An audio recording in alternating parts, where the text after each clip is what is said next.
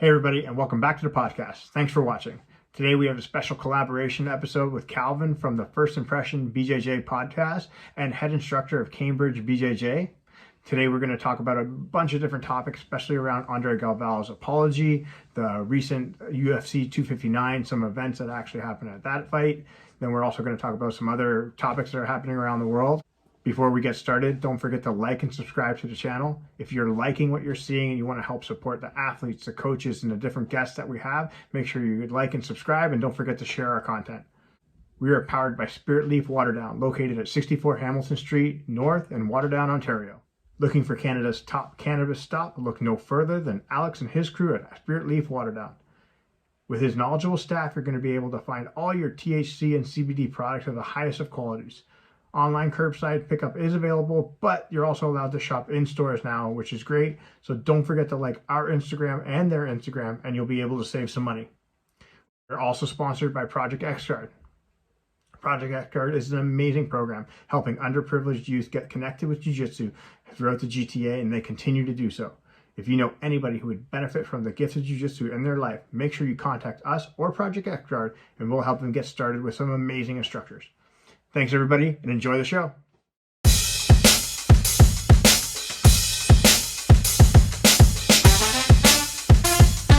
Like we're trying.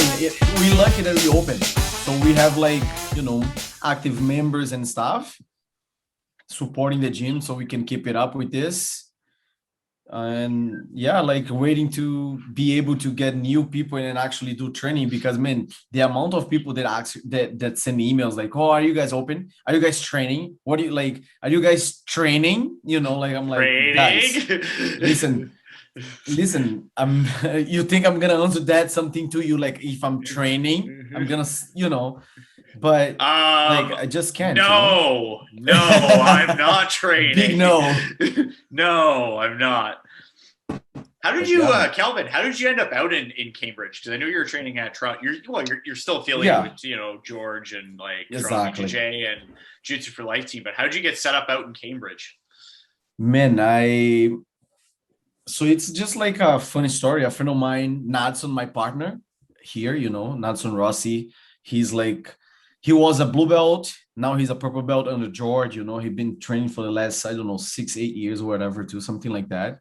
And out of nowhere, I just got a call from him. He moved to Cambridge, I would say 2 years before that call. He was living in Cambridge and he was trying to find a gym to train, but he couldn't find something nice that he would, enjoy, feel good at the place or whatever. He felt Toronto BJJ.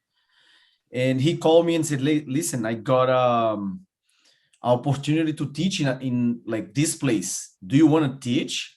Man, I was like, yeah, I want it. Then 2 days later, I was working at Oshawa because I do drywall, I hang boards. And then I was going to Oshawa, and then I was coming back, getting home, and then going to Cambridge twice. It started with twice a week, and then 3 times. And then things start to get better, we moved, we got our own place. And then I was like, you know what, I wanted to do that anyways, and the opportunities got to my hands, and then we started to build up some stuff. I was like, I gotta move there. So then I moved here, and that was the biggest step, the biggest one that I did from Toronto to, I'm living in Kitchener. Actually, I don't live in Cambridge.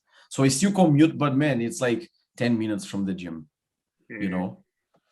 coming from Toronto. Yeah, especially when you're living in that Waterloo, Kitchener, Cambridge area. It's quick around that area. Oh, very quick. Man, Toronto, anywhere that you want to go, driving, it's more than 30 minutes, Yeah, that 401, man, as Greg King says, that 401 is the death trap. It's crazy. From, 1:30 p.m. to 5 o'clock or 6 o'clock, it's just unbelievable, It's crazy. Getting from Toronto, there was days that I drove 3 hours, man. I was leaving Toronto at 1 o'clock to be there prior to class, and I was driving 3 hours, accidents, this and that. And in the summertime, not talking about winter time, Mm-hmm. It's crazy. Oh, yeah. No. It's like it's sunny outside, then all of a sudden people can't drive. Like it's crazy that way. But yeah, no, like 401's a killer, man. Because I remember like even when I was like living in Etobicoke, driving to Marcos, which is like Dufferin and like Newcastle, which is like technically is like a 15-20 minute drive, would be 45 minutes. And then when I moved to Mississauga, then it became an hour and 10 minutes. And it just kept getting longer and longer. And it's just like this highway's ridiculous. You can't get anywhere. If you want to go anywhere in Toronto, it's an hour tops. And you were doing drywall in Oshawa. That's like the other end. Like all the way to like it's another region. It's like Durham, right? Yeah. That's like the outskirts of Durham too. Like there's like Pickering, and then there's like you keep going in. Like there's once you leave Oshawa, it's like I used to get off at this exit like white roads, I think something like that, and then you used to go north, and it was like Oshawa, close to Pickering or whatever, something like that. But man, that was like the hardest one because I was going really far. But then I always worked like everywhere too, you know, sometimes 400, sometimes like Burlington or Oakville. When I used to work there, it was like kind of easy because it was like maybe 30 minutes from there to Cambridge, you know. So I was like, you know what, I'm not coming back home. I'm just gonna go straight, take a shower at some like my friend's place, and then go teaching. But yeah, driving on the 401, you know, even QEW, like even down there, you know, 403 QEW is like crazy. It's crazy. How does Canadian traffic compare to Brazilian? Man, it's like in Brazil, I'm sure you guys would be like, I'm not driving. I'm not driving. Yeah, because it's like motorcycles everywhere. It like the traffic is like stuck for kilometers. Like São Paulo, man. If you search about it, like traffic in São Paulo, you're gonna look like what the, you know, like it's crazy. It's crazy. A lot of people between the cars, they call that the hallway. So you better not close to any motorcycle because they want to pass there. They're free there, you know. It's one after the other. You're just like, what is going on? It's tough, but you gotta take at least, I would say, if you go there one day, you gotta take at least 1 week to maybe I'll try driving here because it's hard, man. It's crazy. Toronto, even though 401 gets stuck all the time, but compared to Brazil, it's a lot different. For real. Yeah, I'm just pulling up like random images. It's like traffic jams in Sao Paulo, and it's just like it's just it's just gridlock for like all hours of the day. Hours and hours of the day. Sometimes they had like 100 kilometers of traffic. Like it's crazy. Yeah, no, I have no desire to drive in Brazil at all. Zero. Go to Brazil. Just get a nice hotel like in front of the beach, so you don't need to drive anywhere, man.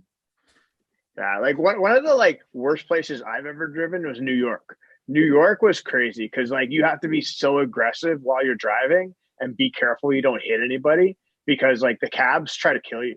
Like they try to just take up every inch of space all over the place. And so like they have, I don't remember what the highway is called, but it's like on the outskirts of like the city, right? So kind of like that's where the highway is.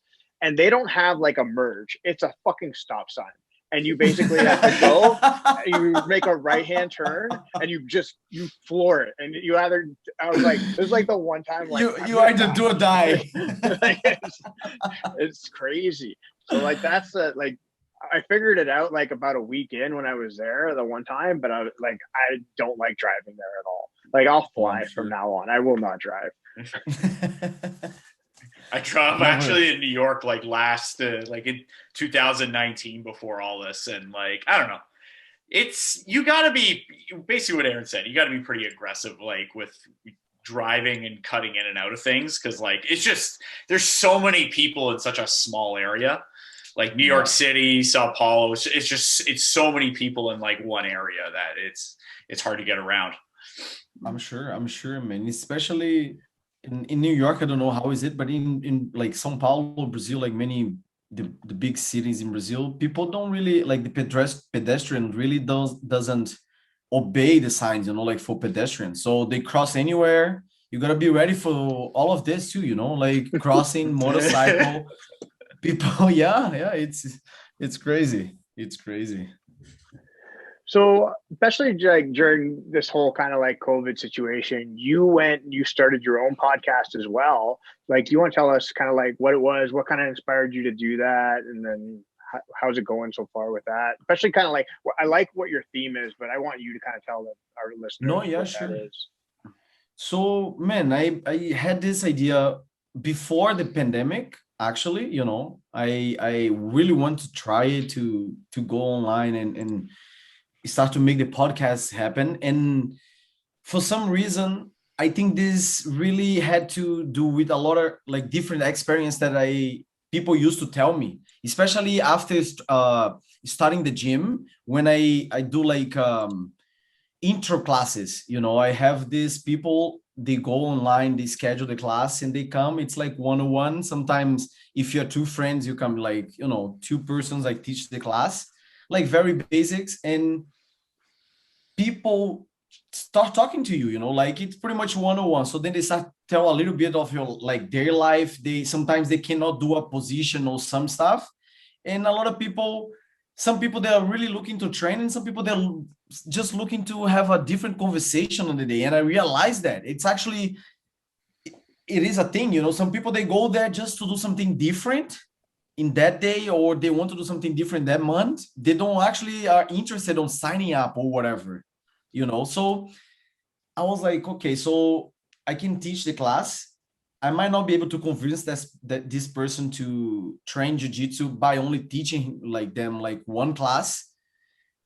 And I was like, I see people has different like type of how can I say that, like they have limitations. Okay, they have limitations, either being physical or mental, or being scary out to do something.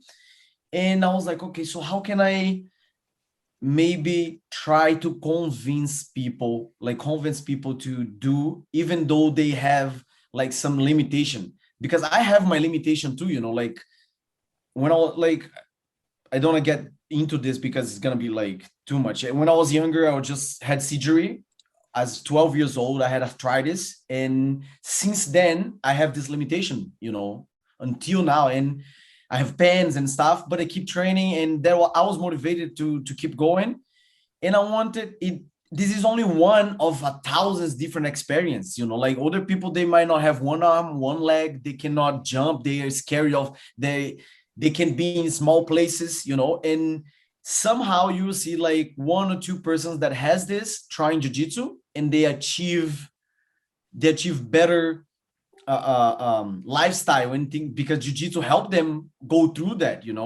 Some people, they can't roll because they feel like so tight there, they're gonna tap for nothing. And then I saw people coming to the gym, some people stayed, some people left.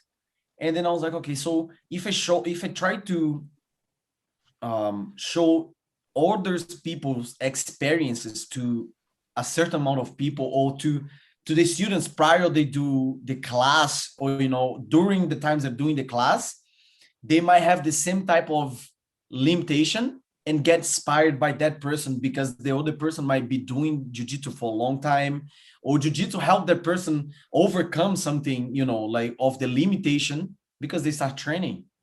And then the idea was like, okay, maybe I can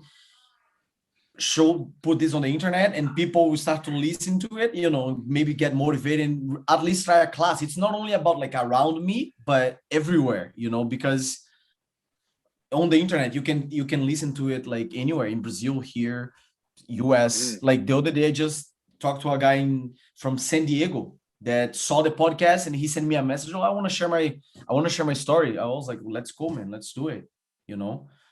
And like I said, somehow I'm sure people will have the same type of limitation, and they'll get inspired by that. And that's the idea, provide more provide more things for the community, get more people in, that's the whole idea. Yeah, I think you nailed it. Like that's ultimately what you want. The more people doing jiu-jitsu, like the better, right? Yeah.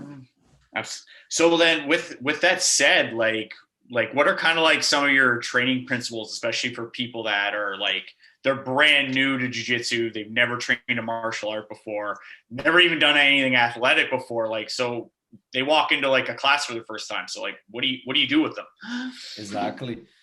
I've been doing this since I was like a blue belt, like first class with like no experienced people at Toronto BJJ. That was like when I teach before at Brazil 021. So I think right, Michael? Like I used to be Brazil 021. I had my coach, Professor Tiago Sorriso. He went back home. So then they taught in Brazil, and then I ended up going to Toronto BJJ. So that's how I ended up at Toronto BJJ. And then I was there. I was like the idea of teaching and be involved with the community. I was in tournaments, doing the tournaments, organizing the tournament at next gen, like IBJJF, Abu Dhabi. I like to be in the community. I like to be with jiu-jitsu, and when people come to the first class at Toronto BJJ, I got like many ideas from what to do, what not do, and somehow you start to develop like your own things soon on your head. Okay, I'll do this, but I'll try different. Like everybody has different limitations, and I start to learn that by that time, like, okay, have you seen like sometimes you want to explain how to do a front row to a person and they cannot do it. They cannot do it at all. You show a back row, they cannot do it. Something that's like so easy for us that been doing that for so long time. This person just they see that, okay, just do a step forward, put your hand on the ground and roll forward over your shoulder. They go and stop and come back. They start to sweat. You see people sweating and nothing's going on. It's just a one-on-one class, So anyways, coming to the days now, what do I do? Throughout this whole time, I was like, okay, I gotta make people feel better, feel good, because that's the first thing I think you should do. It's like to let the person feel that you're in a good place, with some knowledgeable instructor, because you gotta be knowledgeable to teach people. You gotta know like their limitation. You gotta know what they can do, what they cannot do, to see whatever they come with mind. Because some people, they think like, oh, I'm gonna come to a Brazilian Jiu-Jitsu gym. Nowadays, they think like, oh, Brazilian Jiu-Jitsu is like, for some reason, they think with MMA. I don't know why, they related that a lot. They see, I believe because of the groundwork, that's Jiu-Jitsu. So then they always think, it's going to be something related to that. But it's like very different when people realize that they put in the gi, they go in the mat, it's like they start to sweat. They get anxious, and then you start to treat them like, okay, so I go through all the class first. We're going to do this. Like 5 steps. I'm gonna teach you some warm-up positions that you're gonna do that every day. So you don't need to worry to learn it right now, because they're gonna do the warm-up every single day. It's pretty much the same thing. We try different instructor, will teach you different type of warm-up, but with me, it's always gonna be pretty much the same thing. And then we go like to a self-defense part. I teach them like 2 or 3 moves in self-defense and two submissions. But throughout this whole thing, it's like an hour class. I'm always trying to keep this person like to feel relaxed, to feel so the brain can make things easier, so you can actually move better, do the movement. So you don't feel like, a lot of people, when they don't do things, they feel so like uncomfortable. They start to, to get nervous, and sometimes they don't want to do the class, because it happens. Sometimes people are like, oh, no, I don't want to do that anymore. I'm like, oh, wait, no, I don't want to do it. So I try to make them feel better so they can move and maybe learn something, then actually feel good to say, oh, maybe I'll come back another time, So that's what I believe now you actually should be doing to get more people into jiu-jitsu. I gotcha. So like, let me ask you this, because obviously when we look at like, things are so much more accessible now, especially with the internet. And then obviously like with pro shows happening, and you're seeing these athletes go, and then we have the situation kind of that with Andre Galvao and Gordon Ryan and that big feud that blew up. And then obviously we all know what transpired. And obviously as athletes and teachers as ourselves, like we've been around this stuff for a while, we find it entertaining, or we understand what's going on. But when you see kind of like newer students that are either seeing it for the first time, or people who are kind of like hesitant to kind of get involved in jiu-jitsu, how do you feel that's kind of like, do you think it's good for the sport to add more eyes and ears to it, or you think it's negative concept? What's your kind of thought on it? it was like very weird, right? When it happened, I was watching the whole event, you know, because it was like a very exciting like matches to watch. And then I couldn't watch the last fight of what's his name after Gordon, Craig Jones. Ronaldo, Craig Jones. Exactly. Yeah. I end up like sleeping. I didn't watch. And then I woke up next day like so early at 5 o'clock in the morning. But everything was about a slap, you know? And I was like, man, I was like so sleepy. When I saw that thing, right away I was like, You missed the main event. That's what happened. Exactly. That was the main event. Craig Jones is like, you can't even let me have a main event. Main event. Yeah. I was like, what's going on? And then I saw the video through flograppling because they had it. They deleted after, right? At some point, they deleted. And I start to go through in my mind, you know, like a lot of stuff. Like for real, I was like, what's going on? How can Andre let that happen? You know, like at the beginning, like how can Andre let like this happen? Just get like 2 slaps in the face. We only see one, but he says he slapped twice. You know, I don't know if it's kind of dark. You can't see it. You just hear it. Yeah, you can really see it, but just hear. You can hear it. Oh yeah, definitely. But all the time, I don't know what Andre was like actually thinking. You know, and then my mind was just like, why that guy didn't do anything against him, you know? And there was the whole week, everybody, what was going on, you know, what was going on. Gordon just went off all the time, went like, you know, going at him, at all these students at Atos. I'm like, man, Gordon, he's an amazing grappler. Like no-gi, nobody's beating the guy, you know, nobody's beating him. Like he calls Andre all the time. Even before that fight, when Andre like retired, I was like, okay, this is good. You know, he's gonna do different of many other Brazilians that they're winning, and then they start losing, then they retire. So he's actually, you know, retiring after a big match, after big winning, and then comes Gordon, harassing him for the last, I don't know how many years, trying to get this fight. Gordon's a pretty good trash talker, man. A lot of Brazilians don't like, not a lot of, many, I would say 99% of the Brazilians don't like the trash talk, you know. So I can say that I'm not the biggest fan, but I have some respect for that guy. I see him winning, man. The guy is like a machine, you know. He's just taking everyone. Andre is one of the least. He was trying his best to take Andre, and then that happened, you know. So like Andre said, on the thing he was trying to maybe promote, you know, I didn't watch everything too. I just watched the Portuguese part. I was teaching at the time. I couldn't stop to watch. And then I just lost my interest of it because he kind of said sorry, you know, like for everybody. It was kind of like really. It was kind of weird because like after all, he's like, yeah, I'm sorry, this and that.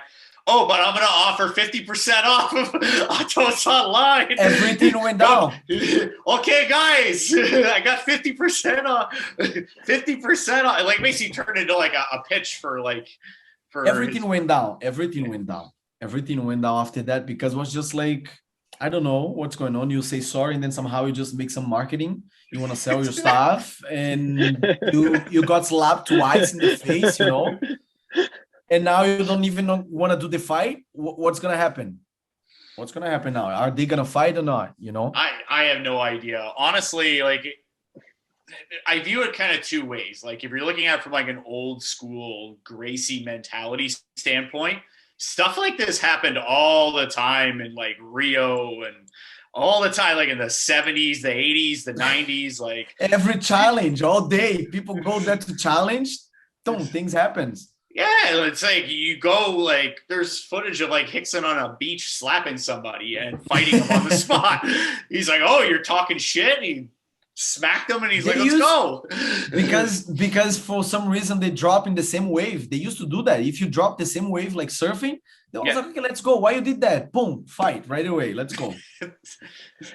Yeah, you know? No, like I find it interesting because it's like he said sorry to like his students, you know, the jiu-jitsu community and everything. He didn't say sorry to Gordon.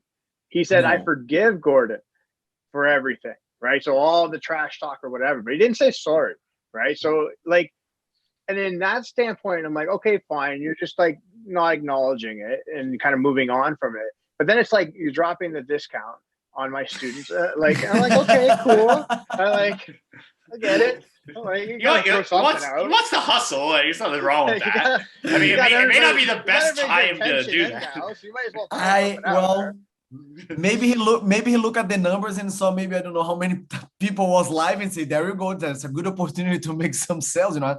At least you had like a bunch of people online, so it's like, hey, exactly. I might as well throw this out here. Like I get it where he's like, hey, I'm gonna showcase my jiu-jitsu. I'm gonna show you why my jiu-jitsu is better. Like maybe that's the whole premise around the whole thing of what he believes his purpose is to some extent, I guess. But it still doesn't answer the question, I think, that a lot of people, and Gordon's been radio silent too. He hasn't really addressed anything. He hasn't said anything recently. So I'm curious to see what happens. But I just don't know if it's anything going to happen. I'll be honest with you. I think it's just still going to be this Atos versus DDS squad. But I just think Andre is either going to not be too engaged with it. I don't know. Well, but maybe it's the silent treatment that'll give all the hype that we need, right? So you never know. Maybe that's the whole thing, that like Flo's like, hey guys, we're gonna get this done, but neither one of you can talk about it. So that's always a possibility. That's true. And I think that Andre right now he went to a place that he didn't want, you know. He went to a place that he didn't want in purpose. Maybe like he said, I was trying to promote or whatever, and then escalate too much until it got slapped. But I wish, like I said, I wish he could just finish his career on the top, you know. And if he's gonna fight now, he fight his ass off to win the match, because if he loses, man, it's just gonna be even worse, you know, because you're gonna get slapped twice. I think even worse at this point, like if you're if basically acting like, hey, I'm gonna fight, and then like going, you know what, maybe I'm not. that might be even worse right now. Like you could fight and lose. Like you step up. Everybody's lost matches here. Like everybody loses in jiu-jitsu. Like no matter what, nobody's undefeated. So it's not like MMA where like you can, you know, you fight, the loss is gonna count too much, you know. Yeah. Everybody loses in jiu-jitsu. Everybody has a bad day. You look at it, even at all the all-time greats in jiu-jitsu, they all have losses. Galvao has losses. Everybody has losses.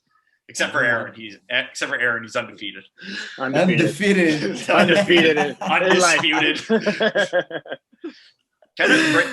Kind of bringing it back to like where we're talking about like your students in the first day. The other side of it made me really think about it. Like, so it's like, okay, so there's promoting like in MMA, like, you know, people talk tons of shit in MMA to like hype up a fight, to get people to watch it. So, you know, at the end of the day, if there's more eyeballs watching your fight, you're going to make more money. So like you got people like Colby Covington, for example, who talks insane amounts of shit about Brazil, for example.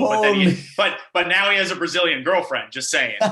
So you know, there's a certain act like going on. I'm sure. But with jiu-jitsu, then like there's kind of two things. Like, your students, like especially like your new students, your white belt students, like is this something that you want to show them? Be like, hey man, this is jiu-jitsu. There you go. That's one thing. It's like, do you want jiu-jitsu to go in that direction, or no? Do you want it to go like, okay, is this a martial art? Yeah, like there could be a little bit of like back and forth, like, hey man, I can beat you. No, you can't beat me. Like people are competitive. There's nothing wrong with that. But like, do you want it to go down like the MMA route, which I get it. It could get more eyeballs on and more people into jiu-jitsu, but maybe for the wrong reasons. I think it won't work in jiu-jitsu. I don't think it won't work in jiu-jitsu. Like you can do the trash talk or whatever, but I don't think it won't promote like MMA, you know. Like, man, on MMA they go there, they're gonna talk like they're the best, they're gonna beat your ass, and then when they go to the fight, they actually some guys will go to beat you, right? To really beat you. On jiu-jitsu, that doesn't really happen, you know, like the guys go there to at least choke you. I haven't ever seen somebody go to a match and really mean they're gonna break somebody's arm. Like, you know, go escalate the trash talk into, man, I'm gonna beat you in this match and I'm gonna knee bar you, I'm gonna blow up your knee. Never, no, I haven't seen nobody. And after that, they actually shake hands, like Leandro Lo and Ebert. They had a lot of tension back and forth. Exactly. Yeah. After the matches, shake hands, even a little hug, you know, and okay, you there, and that's it. And it happens on MMA too. MMA, there's a lot more money, but with people that comes in like to jiu-jitsu and they see this right away, they're gonna like it because it's just like a type of entertainment, you know, like Michael Sheehan, he got some students and he posts and stuff, and lately he posts something about one of his new students, like a white belt. Okay, I forgot his name. Let's drill the new Gordon Ryan move. You know, so you think that guy will really like the martial art part. You know what I mean? Like he gets in a place where people start to make fun of that, and he goes right away follow Gordon, and he's just gonna like that type of things, you know. I'm not on that side. I like it too. I like to see, I like to laugh, you know, I like to be part of it and see stuff, but I don't try to keep like talking about like the trash talk and stuff. I see people doing that even at the gym, you know, with some students and stuff, that they start talking a lot and stuff.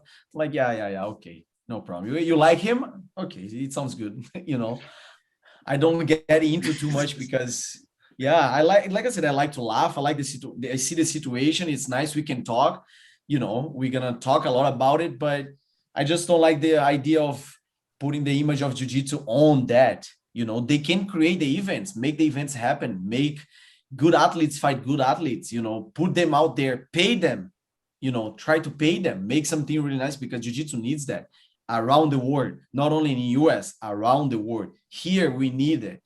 Brazil needs it, you know, everywhere. Brazil only have right now BJJ stars, Copa Pódio, but it's not more than I would say 10 years from now, you know, like we need more, we need more people trying to invest and make something happen. If they try to go that way, I don't know if it's like really going to work, you know? Yeah, more like the MMA route, but more like the martial arts route, but like treating it like a professional sport. Like ultimately, like at the end of the day. Exactly. I think it's what everybody wants. It's what's going to grow the sport more. It's going to get more people interested in. But one more thing, just touching on the Andre. So Gordon has a new DVD out. It's systematically slapping from every position, which will be available on BJJ Fanatics. I can't wait for Bernardo Faria to do the intro to that. He's like, "Okay, guys, I'm so happy to have." It's a huge honor for me. Exactly.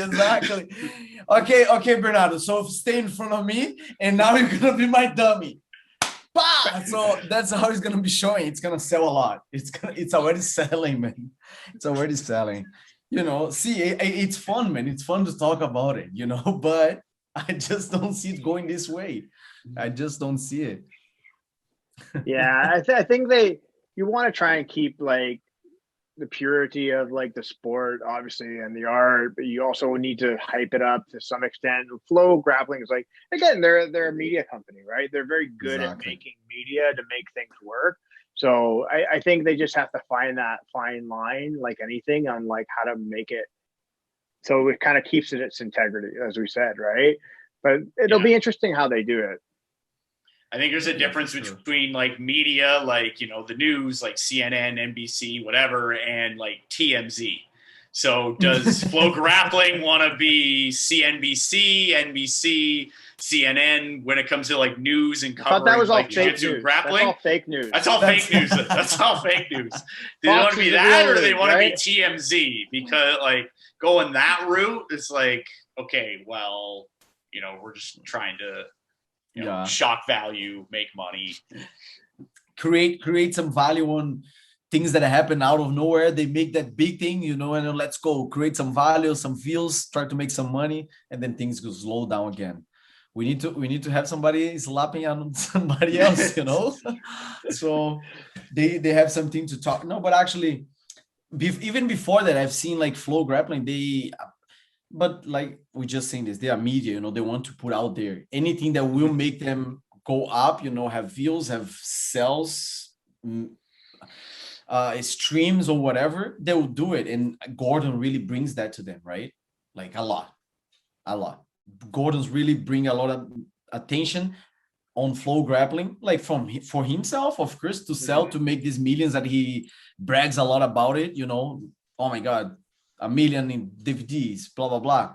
But flow grappling, it's just like, man, really focus on Gordon and everything. That's unfortunately, that's what's fortunately or unfortunately, however you want to look at it, that's what's selling. Yeah. No, yeah, but they could help. Man, here in Canada, there's a lot to grow. I agree. You know, a lot to grow, and they could help. We have a huge tournament, like Ontario Open happens here, and it's like a huge tournament. You know, people from US comes to do the tournaments. You know, we have older leagues, older tournaments that's like being successful. They could be around, you know, trying to help you. I know it's hard, maybe money wise or whatever. But man, I'm sure they could get some reps here and make it happen. You know? I'm sure they can get 1 or 2 people here. Hopefully the next time the Ontario Open rolls around. And I think there's a lot of talent here that is at that level that they're just like maybe a half a step or a step away from like these top guys that are about to get to that level. And they just need maybe they just need a little bit of exposure. I think that's one thing that just might be missing. I totally agree with that. Did any of you boys watch the fights yesterday? What? I didn't. Did you watch the fights yesterday?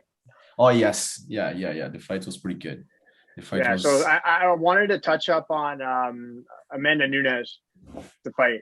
So basically, like, just finish it off. Man, triangle from the back to the armbar was pretty slick. Like, she hits hard. Like, I would not want to get slapped by her. I'm going to go on record and say that, because she would probably knock my face off. Yeah. Knockout. She is a monster. Like, and I mean this in the greatest way possible. Like, she's the GOAT for sure in the women's division, and she is a monster. She's crazy. Incredible. She's incredible. Here, Joni, all the way to double champ, you know. She just demolished all the girls one by one, you know, big names, all the big names, pretty much. Not pretty much, everybody. There is no other girl that beat her, you know. She's finishing them all as well. Finishing them all, exactly. I think she's only been to the distance, like, recently, like, once. I think there's, like, not his last fight, but obviously I think one before. Holmes? Because she had, was it Holmes? Maybe. Holmes, I think it was a kick, right? No, she kicked her. Yeah, no, she beat her. Never mind. No, she beat her. It was, I'll Google it. I think it was. I'm Googling it right now. You're Googling it right now. But yeah, I think she's virtually finished everybody that she's competed against. And I don't know, I want to get your opinion. Like, what do you think of her jiu-jitsu? Like, that was a very impressive finish from the back. Something maybe you don't see in MMA all the time, but maybe sometimes you see in, like, jiu-jitsu gyms. Yeah. Reverse triangle, trying to get in the arm over there. It was like a very slick when she controlled the back and she had both hooks there. Like, her left leg whenever they start to fall to the side, you just see her leg like bending around and locking the triangle over there. You know, that's pretty good movement. Whenever I felt like whenever she was starting to fall to the side, she just kind of scoop a little bit up and got the triangle like very easy there. Of course, that Amanda is like huge too. Her arm is like, it's not something so hard to, not saying that it was easy, for sure that wasn't easy. Amazing professionals, fighters doing, you know, whatever they do for years. But Amanda was pretty good at, you know, man, her hitting overhook is just like a rock. She's throwing a 5 kilos rock. Boom. Boom. you know. Yeah. She hits, No, man, I don't know, testosterone. She's strong, bro. It's like she produces it, you know. It's like she has it, and she hits like a heavyweight, man. Listen, I was born in this place called Recife, Pernambuco, north of Brazil, and with 15 years old, I moved to Salvador, Bahia. That's where she used to train. I used to live in the same neighbor. I didn't even know that. Okay. Yeah, so it's called Baja. It's like there's ocean around, and we used to surf. I used to be on the beach all the time. And man, she used to train all the time. She used to train at this place called Edson Carvalho. It's like I don't know if you guys ever heard, but they have in New York. It's like two brothers, the Carvalho brothers. You know, they're very famous, like pioneers on Vale Tudo MMA in Brazil. And Amanda, like very young. I was 15. I was like 16. I used to see Amanda shadow boxing on the beach, running, like, you know, doing jiu-jitsu, doing judo, like with Edson Carvalho. My brother trains at Edson Carvalho. That's why I started jiu-jitsu here, because my brother started training there, and I want to motivate him to keep at jiu-jitsu. I started 6 months later. He stopped it. I went all the way to black belt. He just completely, you know.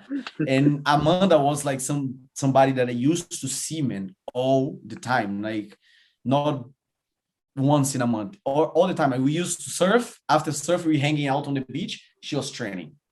She was running, shadow boxing, every time hanging out with the jiu-jitsu guys, you know. And man, she was scary. Like from a early age, was already, you could be scared to be like beside her, you know, like she was jogging. I always focus. I believe that now things make sense, because I used to look at her and see the way that she was training every day, you know, like every day, like for real, every day, running on the beach. Like it's not only about the Brazilian body, you know, that people actually, Brazilians really like the Brazilian body, you know, on the beach trying to, no. It's just like real training. With the Edson Carvalho, I was there. I believe you guys can see on her Instagram stuff. Every time she goes to Brazil, she goes there to Edson to, you know, talk to this sensei and be grateful, whatever, because I believe they have like a really good relationship there. And man, till now, see somebody that, man, I used to see her, and then when I saw her the first time on the TV, like, oh, Amanda Leo is gonna fight UFC. I was like, what? You know, like couldn't even believe. And now she's like double champ. I'm sure I have a lot of friends in common that everybody's just like, you know, posting like about it, pictures, you know, because she's just like doing well. I don't know if you guys saw the how to say the interview, you know, when she said like when a female lion has a child, blah blah blah. Mm-hmm. You don't want to get close to her. So now it's just like who she's gonna fight, you know, because she already beat everyone. Yes. So I'm just looking at the stats right now. So like I remember the one fight they were talking about was Valentina Shevchenko. They're talking about her again. So the Russian bullet again, right? Yeah. So she was a split decision back in 2017. So she hasn't lost since 2014. So and that was against Kat Zigamano. And then Megan Anderson was the last fight. So she had a decision win with Felicia Spencer, and that was in June 2020. And then Jermaine Randami, that was 2019. So those are her two. That was the one I was thinking of, Jermaine Randami. That was the one. Yeah. So those are her two decisions, but basically every other fight other than the Valentina has been finish, which is crazy. Yeah, it's a lot of work, a lot of training, and like I said, I think her power is just it's a manpower. You know, it's crazy. It's crazy how like she came from the beach, where from your area, where she's like it's just, you know, some girl training shadow boxing, and now she's like double champ, UFC, like, all-time great. She came from actually not from. She moved from somewhere like I don't know how to say that, like a country. From the inside of the country, like not the city, because she moved to the city after. I think she used to live I heard the other day on it's called Pojuca. I think it's like a city. It's like, okay, Toronto is the big city. Like I'm here in Waterloo region, somewhere farther, you know, where people farms, like very, you know. Oh, so it's like a rural area, kind of rural, like exactly. Rural, yeah. There Okay. you go. I got it. Sorry. Like countryside. Okay, yeah, that's okay. Rural countryside. There you go. So yeah, so she moved to Salvador, and then that's where, like, when I moved there, I got to, you know, to see her and stuff. But yeah, like I'm sure she fought a lot in her life, you know, because she comes from, you know, anywhere around Brazil that's not in a big city. For sure, it's gonna be like a small place, poor farms, you know. And they fight somehow to get in the big cities to make it up. And I believe that's her story for sure, you know, all the way to double champion UFC, now live in US, the US dream, you know, the American dream for the Brazilians. Yeah. But you know what? I think you mentioned it though, because like you look at the type of work ethic she had back then, you know, on the beach, sparring every day, like doing those things that she was doing every single day and training 7 days a week. And you're just seeing the fruitation of all this different time spent on her craft, right? And again, now you see her in her, again, she's just outworked the competition so many years before. Now everybody's playing catch up. And it's very hard. Like, remember when Anderson Silva first came on the scene, right? His striking was just on a different playing level than everybody else. And everybody else was just playing catch up at this time. So, and that's kind of like what the whole thing is now, where you have this generation of individuals that are not caught up yet. And again, it probably won't happen. I don't know, like unless you see somebody who's a legitimate threat at that weight class and those 2 weight classes that she's at. I mean, like, exactly. And that's the thing. Exactly. I just don't think anybody in those weight classes right now are anywhere near the level where she's at, and maybe in the lighter division, but you're not going to get those fights at all. I don't think we want to see those fights anyway. And right? and also she's still young. You know what I mean? She's going to be there for a while, because for what she said, I don't think she plans to retire, even though she's like double champ. She said, "Oh, I'm planning to retire double champ." Okay, but when? You know, because you already beat everyone. Who is coming up? Like, I'm sure there's possibilities of a matches, but we always expect somebody younger coming, beating everybody. You know, 9-0, 10-0, 11-0, beating all the girls until say, okay, now it's your chance to fight for the title. But she's only 32 years old. She still has, like, she's still in her prime. Yeah, like, she still has years in front of her. Pretty good, man.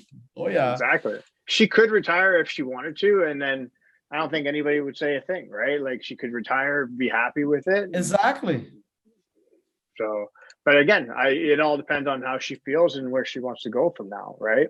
I think that should be the idea for all of us, you know, like in the prime of our life or of whatever you're doing at work or at sports, you wanted to at least do the best and maybe finish with the best ending, you know, the career. Like, you want to finish your career, man, I really want to retired, but I already did this, did that, you know. Not saying that never lose, but you're always progressing. You don't want to lose to say, man, I think this is the time. And this happens a lot, right? This happens a lot. I think it happens. You hear those stories every day where people, whether they gave up again, people have stopped training jiu-jitsu for a while and then they come back to it and they're like, oh, I never should have stopped or whatever, right? Yeah, exactly. And just to mention one thing, I think this happens a lot with Brazilians, because you see like Anderson, Shogun, like a lot of guys that was pretty good, you know, like Junior dos Santos, man, the guy was a champion and just came out of 7 losses, I think. You know, and now they put him out of UFC, like they fired him. They cut him. They just cut him. Yeah, they just did. I don't know if it's like, I don't think it's a Brazilian thing per se. I think it's just a lot of fighters, unfortunately, from all like nationalities. I think some of them just don't know when like to either stop or to like maybe like, okay, like I need to change camps. There's a whole bunch of things that go into that, because I think Alistair Overeem was another one as well. I think he got released recently, and like I think it's just like there's so much wear and tear when it comes to fighting and there's only so many punches in the head that you can take as well. There's so much wear and tear on your body where like there's only so much you can take, where your body starts to deteriorate, and it does, like, you may still know how to fight, you still have all those skills, but your body is not reacting in the way that you want it to. You think you're faster, but you're actually not. I get it. Yeah, that's the truth, right? Because I mean, like, when you look at the old teams like Shootbox or like even Alistair Overeem. Oh my God, those guys killed each other. Like, and that's what I'm saying, Yeah. right? Like they were gym wars, right? So like when you see guys like, again, Shogun, Anderson, like all these older gentlemen, right? They went through wars years before they came to the UFC. Right. And that those rounds are taxing on the body. They might not show dividends then, but they're still taxing no matter what. Right. It's all these old things. And it's like, you're like Mike's saying, you only I think Brandon Schaub said it once, where it's like, once you get knocked out, your tickets are getting punched every time you go in that octagon, every time you go in the match, there's a punch ticket, and you're always getting punch tickets more and more. And sooner or later, those punch tickets are going to run out. It's just taking minutes from your life later. You know what I mean? It's from your life and from your abilities too. Because of hitting on the head, you start to just many athletes, we know that, right? Many athletes that got punched in the head and just end up with brain damage or whatever after a long career. And I believe the old generation will realize, no, not the old generation will realize. I believe the newer generation will realize that and be smarter on retiring. I hope, you know, I because everything evolves, right? Everything evolves. The mind, it's like always working for the best and trying to figure out how to live more. I believe I think that's the idea of humanity. Whenever we find out how we can live more, you know, like more than 100 years and be healthy for a certain point until, like, man, you see nowadays people with maybe 60 or 70 years old doing a lot more stuff than 30 years ago, you know. My grandmother died with 62, I think, man. And 62, I see older person, ladies in Canada, like 62, they're totally, completely different, you know. Mm-hmm. And I hope the generation can just, like, the newer guys can come and see, like, okay, we're gonna promote, we're gonna make some money, we're gonna fight, but then I gotta get out this because I actually have to look up for my life and maybe promote younger people, you know, your older people, to give more opportunity.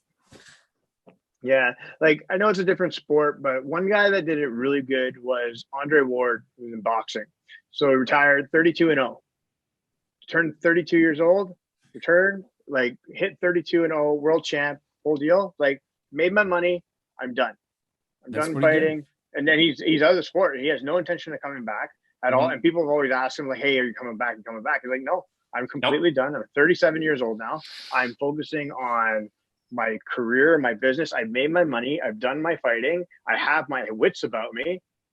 I'm good. Amazing. Right. And so like, and this is a gentleman that's obviously realized that, hey, I only have so many punch tickets I have. I don't want to be suffering when I'm older down the road because I've taken one too many headshots, and I'm not going to have those problems. So he's getting out now. I think it's smart. I think it's smart, honestly. Another example, even through another sport like the NFL, Barry Sanders, who's a running back, like, years ago, he retired when he turned 30. So, like, and that's super young for, like, NFL standards, but, like, running backs get the shit beat out of them. So, like, I think the average career of, like, a running back in the NFL, I think, is 5 seasons or less, because they get so beat up from getting 5 seasons. 5 good seasons. 5 good constantly seasons. Just getting beat on. That, like, you get a ball, and they get pretty good money too. They get pretty good money. They do. Right? They do. So, like, so he had a good run when he was 30. He's like, he retired at the top of the game. He's like, I'm done. That's it. Same thing. Like, I think most. He's right. Yeah, he's right. Like, he's right. Like, most people, they have to know, like, basically, like, punch ticket. I think Aaron nailed it. Like, there's only so many. You can only get on the ride so many times. There is like, these guys, especially a lot of athletes that come from the bottom with nothing. I believe a lot of those that don't really think on being a little bit smart with the money, they keep doing the stuff because they gotta make more money, I believe, Other guys that are like a lot smarter, they get the money, they invest, they're gonna create their own company, they're gonna do something. And then when they hit that point, man, why not say, listen, I have built this, I can live my life from this now. I just don't want to keep doing this. And I believe there'll be no money that will try to bring them because they already invested, they already made so much money, like boxing. Come on, man, a lot of money. And you're just gonna make profits from it. After that, I believe you just gotta be a little bit smart to make that happen, Yeah. Or the people don't think like that. So on another topic, did you see the Petr Yan knee to a downed opponent, and then him losing the bantamweight title, and then the other guy like throwing an after party? What was it? Yeah. What was the name? He's throwing it. There's pictures of him on. He's like, I'm not going to celebrate. I'm not going to celebrate this win. And then like, there's a picture of him like on Instagram with the belt, like having a drink. There's like an entourage of like 20 people. It reminds me of that meme of like the guy getting like a bronze medal, flipping off everybody on the podium, the champagne. It's basically that's funny. I won. No, it's I don't know, man. The whole thing, okay, since the illegal knee, and then him lying on the ground and kind of dizzy, right? I believe he was dizzy. I don't know if he was in pain or only dizzy from the knee. I'm sure the knee was really hard, like really hard. I don't. Oh, he got cracked. I don't think it's a knee to the side of the head. No big deal. Probably got an extra ticket punched off for that. Oh yeah, it wasn't one. You got two. That's a sale here. You buy one, you get two, right? But he got the knee and then he went back, right? And then you see him, I think a few seconds later, he trying to stand up or rolling his eyes and stuff. I see a lot of people talking how fake was it or not fake, or he was acting or not, Man, I think he really wanted to be there, and he really wanted to be there, right? The title shot. He really wanted to be there. He trained for it. He was, I don't know how long he was thinking of it. He made to it, and then somehow that happened. I just stopped to make me think, like, why would he fake that? Like, because it, like, we just joke about it. Like, what's the point of winning the belt by disqualification and celebrate it as a champ? I don't think that makes sense at all. Yeah, I don't know. Like, I understand. Like, yes, absolutely, it's a DQ, is a total illegal knee to the head. I just don't. I have mixed feelings about the title switching hands, where I think it should be, yeah, you've lost a fight, you're getting fined, but I don't know if the title should switch hands. I'm not sure. But or is this turned into like WWE to keep the title? You got to hit somebody with a chair. You get disqualified, but you don't lose the belt. Like, you know what I mean? Yeah. Does it turn into that? Or maybe they could, disqualify. They could set up another fight right away. Not give the belt because it was just in some way. I don't know. Like, I think it's an accident. I think it was an honest accident. Like, he saw, like, okay, like, he's trying to time, okay, like, you could see him, like, kneeling on the ground, and then, like, he's kind of measuring, okay, when he lifts up his knee off the ground, I'm going to knee him in the face as hard as I can, and then I guess it just slipped. Oh yeah. I don't know if you guys heard Joe Rogan talking to some, or DC, I think, saying that Khabib said that he said in Russian, like, kick. When you can hear the guy saying, like, oh, keep punching, some like, keep punching. And then some guy is screaming Russian, like, kick. And then that's when he actually kneed the guy. So Khabib, like, nobody could understand. So then Khabib went to DC and said something like that.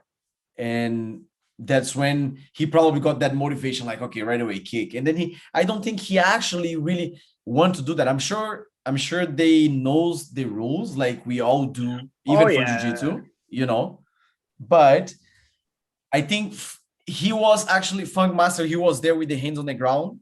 I think he was actually taking advantage of being there because he cannot get hit by any kick or whatever, right? He was maybe trying to wait for a good time to stand up, but then the knee just boom. Yeah, because it's like the guy was like he was starting to fade in that fight. That's the real truth of it. Like he was starting to fade. The momentum had shifted to Peter, and I think like at that point, it's like, yeah, I'm gonna sit here. I know I can't get hit, and then we got hit. So he's just like, and again, exactly. He's taking advantage of I'm going to be in this position, but he's also not advancing either, right? So he's kind of like putting himself in that position to rest or whatever. So I mean, I'm not in the cage. I don't know what he's thinking. So no, I know. It's the reason why I don't want to get kneed in the face either. So no, exactly. It's hard to say. So Aaron's want to know he's retired. He's going to keep it that way. I'm done. Did you know Aaron had an MMA fight at one point? Really? He did. He hates when I bring it up. Amateur one? With my amateur fight on illegal property. Non-sanctioned. Non-sanctioned. Man, that's how a lot of fighting starts. You know, like Nate Diaz, Kimbo. Exactly. You know what? Hey man, I got my one fight in, and I was like, I'm done. I'm good. You're going out on top. You're going out on top. Feel good. Want to know? Yes. Popping bottles. I'm out. Want to know? Put the belt on. Where's the belt? Give him a belt. Done. Match of the night. I'm good. They come with the Burger King. The Burger King crowd. Oh man, that's funny. Aaron's going 1-0, undefeated on top. How you do it, buddy? I'll show you my ways one day. Let's see if somebody has some interest of bringing him out of this retirement. You know, and make something happen. I'm like Andre Ward, man. I'm too smart for my own good. Too smart. I agree, Aaron. Just Aaron's going to retire at the age of. He's going to come out of retirement at the age of 50. He's going to fight super heavyweight. It's going to be great. Hope not. Not that way. Before we wrap up, we'll end on a lighter note. So Aaron's trying to learn some Portuguese. And he's wondering if you could translate. You can translate some words for him. So Aaron wants to know. I'm gonna butcher this, but can you translate what Pusa Tonshi means? well, wait. Say it again. So this is from shout out to Matthew Isaacs if you're listening to this, because he's the biggest Pusa Tonshi that I know. Maddie, you know I love you. You're listening to this. He means I thought Fernando wouldn't translate this for you. So why are you trying to make this poor gentleman do it? The world needs to know. The world needs to know. You can say whatever you want. He's like a big pussy. That's what that means. The Brazilian, we have a lot of slangs and a lot of slangs and stuff. It's fun, man, because you guys like I believe it's not the culture of the Brazilian Jiu-Jitsu, but people who does Brazilian Jiu-Jitsu like to be with those words around, you know, and I see a lot of people trying to say things and I'm like, what are you saying? Who taught you this? You know, like, what is these people teaching you? I'm trying to teach like my students to count 1 to 10 and some nice words. You guys just going around and say shit all the time. What's going on, man? You can see the positive influence that Brazilian Jiu-Jitsu has had on myself. See? Yes, I know. Magrelo, Matthew, I call him Magrelo, the skinny one. Magrelo. Yeah, Magrelo. Do you want to translate that into English for everybody? Magrelo, man. I think it means rake or something, like skinny or like rake. What would you make fun of somebody that's like really skinny? How would you call them? Like somebody that's really skinny, that if they are They are facing you. Look, if they're in front of you, if they're in front of you, they look like they're sideways, and if they're sideways, they disappear.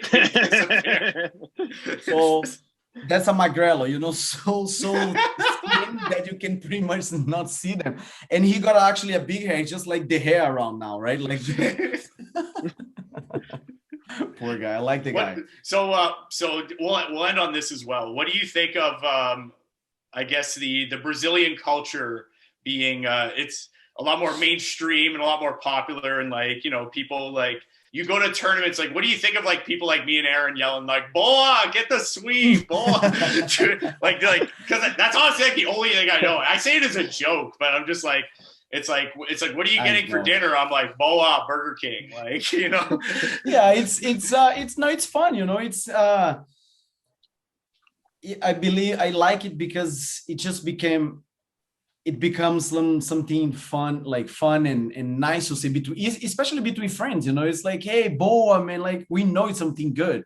We know, even though sometimes it's fun, like we just making fun, like some funny with stuff, but it's nice. Like at the tournament, before actually, Mike for sure knows how my English used to be when you met me, to now. It's like very, very different. And I always thought, like, when I heard some of you guys saying Boa, I was like, is this guy Brazilian? He doesn't even look like Brazilian. I did a good job fooling you. I approach many people like, are you Brazilian? I was like, no. And then my conversation was just like, I think I'm not gonna go so much farther than this, because the English was kind of a problem. I could go to the tournaments and fight, but when I started talking to people, man, jiu-jitsu just gave me the ability of learning so much. That's why, like, my English, everything pretty much in Canada was like throughout the jiu-jitsu community, because a lot of people, I made a lot of friendship with people everywhere, like you guys, I'm sure you guys know people from all the Ontario, like Montreal, Ottawa. I've been traveling in like in Canada to do tournaments too, and they just help you so much. You see that happening. Boy, it's everywhere, man. Everywhere you go, you just hears that. Sometimes it's going to be a Brazilian. Most of the time it's going to be Canadian. Somebody's just like, boy, it motivates. It's something nice, it's good. You can add that to your vocabulary and people will be like, oh, what's boa mean, and you just keep seeing that. I like it. To be honest, I like it. It's nice to see. You can add Boa, Pusatonji, whatever you want, That you don't say to a girl. You're gonna get slapped. You're gonna be on the floor grabbing slapped by Gabi Garcia. Gabi Garcia is gonna get you, bro. Oh yeah, fuck! I wouldn't want to get slapped by her either. She's a fucking tank. Head off. Boom! You just head off right away. Jesus Christ. It's a great one too. The fact that she's probably bigger than all three of us is like it's all three of us put together. And we wouldn't have that amount of muscle together, bro. Like for real. No, I know. It's crazy. But no, hey man, I want to thank you very much for hopping on tonight. It was a great podcast. I really enjoy the First Impression BJJ podcast. It's really good. I think it's a good thing you're doing. Keep doing it. Thank you. We'll keep supporting you. And then hopefully we'll do this again, and Monday we'll make it out to Cambridge, and we'll come train with you. Let's go, man. Let's go. Thank you very much. Hopefully soon. Do you have anybody you want to thank? Sponsors? Anybody you want to shout out? A lot of people, but I would say, thank you guys for inviting me. It's pretty good. I like talking to people. First impressions. One of the main ideas always to get myself doing some stuff too. I was busy. I work a lot too, but I have a lot of time to rest, but I always try to do something. And First Impression really has been helping me to, take my free time and build up something nice for the community. Like you guys are doing that too, bringing people for the community, giving the spotlight. I know we're not so big, but that's how bigger things started, So the more we do, the more we're going to get people around us, promoting things and making the scene like in Canada become bigger. First Impression BJJ, the goal is to make that, by newer people enjoying jiu-jitsu and staying on jiu-jitsu. And man, everybody that has been supporting me, I want to thank them so much. I have a lot of people that just support me all the time, like subscribers of stuff that you guys can just think the same way. Like, I don't know where you decide to do this, and somehow you have people following you guys, like looking to the next episode, and those people are the one that actually means a lot, because they keep supporting you guys and me too, and man, thank you. My wife, it helps me a lot all the time. My family back home in Brazil, like they're amazing.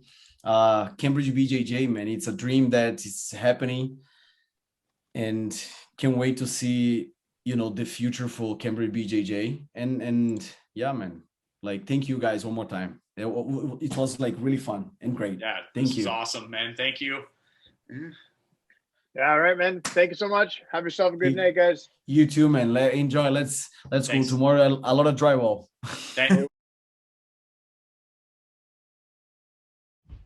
Thanks everybody for watching. And remember, don't forget to like and subscribe. Keep training, and we'll see you on the mats.